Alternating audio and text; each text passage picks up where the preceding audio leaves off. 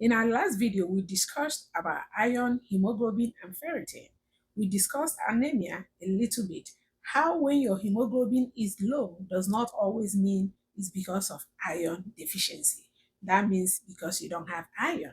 And we talked about how most people and even most doctors will tell you to start taking iron supplements when your hemoglobin is low, or when, the way they say it in my area, when you have low blood.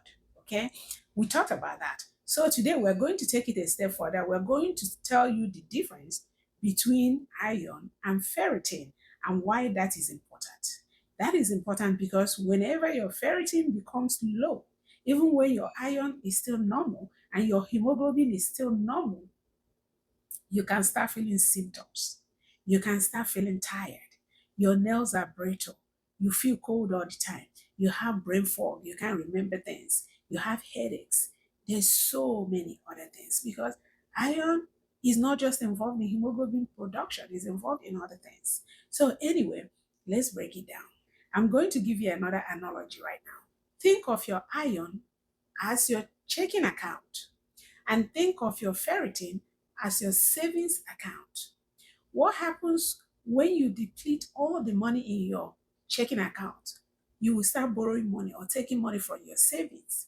Think of it that way. Ferritin simply means iron storage, where you store iron. So when you run out, you can start borrowing from ferritin to make hemoglobin.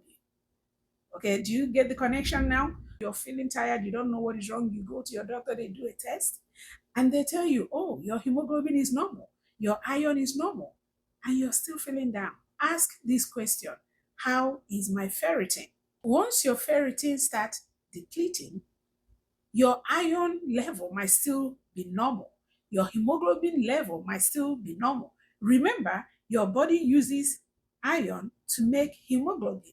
And hemoglobin is what is in every blood cells that travels, carries oxygen all over your body. Remember that. So when your iron is still normal, your hemoglobin is still normal, everything is still working, but your ferritin is getting low. Your iron is still normal because it's taken from the savings account. So all your bills are still being paid. But you can start having symptoms. You can start feeling tired. You can start feeling the brunt of the fact that your money is depleting. If my hemoglobin is fine, my iron is fine, and my ferritin is low, you know what is happening. That means you are not getting enough iron. Even though the iron level looks normal. It looks normal only because it's borrowing money from the storage, ferritin. That is how come your body is telling you before it gets into anemia. At this point, your blood is not low. It's only your ferritin that is low.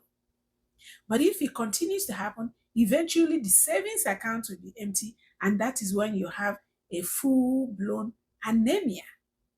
At this point, it can get so bad that people need blood transfusion. People are staying in the hospital. It becomes a critical case sometimes. That is why it's important to know what is going to happen ahead of time. At this point, it's going to cost you a lot of money. It's going to cost you a lot of things, and hoping that bad things don't happen because it could become dangerous.